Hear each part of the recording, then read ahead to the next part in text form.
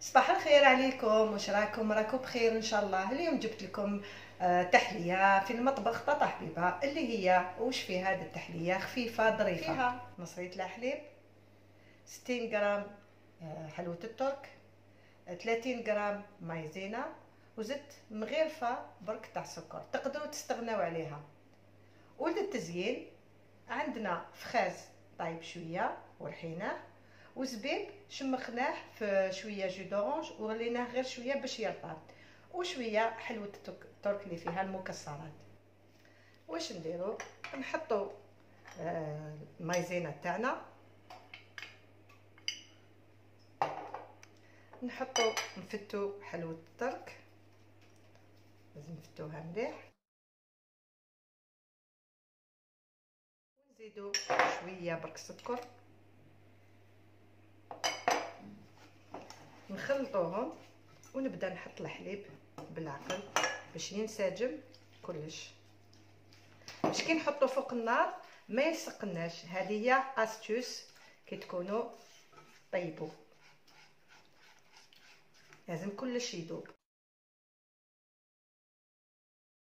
ما يجيكمش مكبرت. لازم تكون عندنا حين كي نكونوا نطيبوا.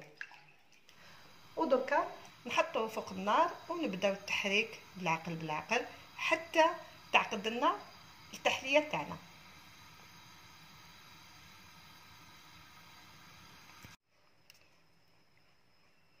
هاي التحليه تاعنا دوك شويه ونحوها.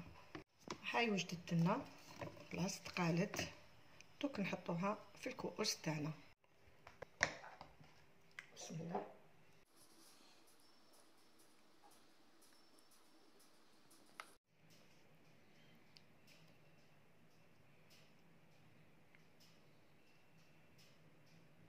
راح نزينوهم، نديرو شويه زبيب ونحطو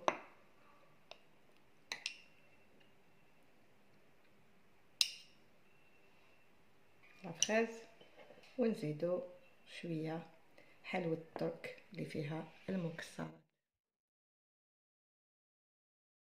نديرو زبيب، تقدروا ديروا تفاح، تقدروا ديروا لنجاس، هذا باش ينحي لكم هذيك الحلاوه ما تجيكمش.